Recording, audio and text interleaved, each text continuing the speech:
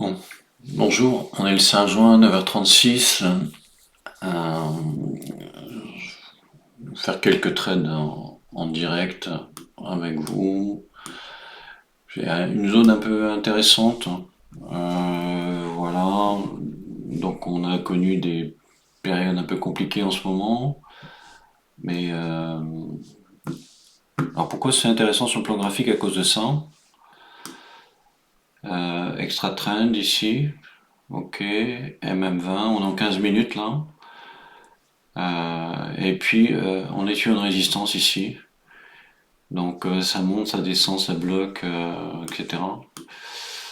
J'ai fait un petit trade aller-retour là, minuscule là, 8 dollars, en me disant bon on va aller jusqu'à la résistance, on va peut-être la casser.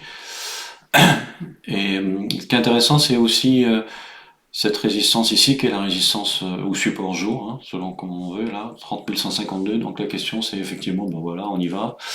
Et là qu'est-ce qui va se passer? Et comment on traite ça et comment on joue ça? Donc soit on passe comme du beurre, ok, soit on fait effectivement un front run. Donc, alors ce que j'ai déjà dit plusieurs fois sur l'extra trend ici, quand vous avez ici une fracture effectivement de la résistance extra trend ici, des prix sans que ça s'efface ici. En général, ça réintègre et ça redescend en dessous. Quand on regarde un peu la répartition des prix, on voit que le POC est ici. Voilà. Bon, après, je peux me tromper. Puis on a un creux en dessous, ici, un peu. Voir si ça va tenir ou si on va redescendre en dessous. C'est ça le truc. On voit bien ici ce qui se passe. On est bien sur un front run à plat. Classiquement, ça peut être ou rejeter ou repartir. Là, personnellement, on a des éléments contradictoires pour parler de ça. On a plutôt quelque chose qui nous dit que ça devrait passer.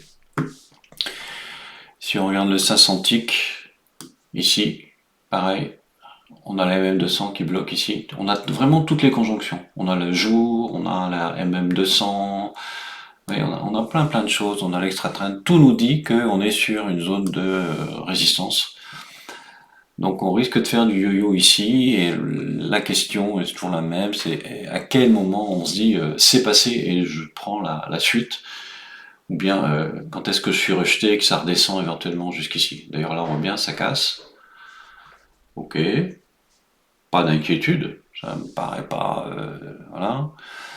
On voit bien le rejet, on voit bien le reflux ici.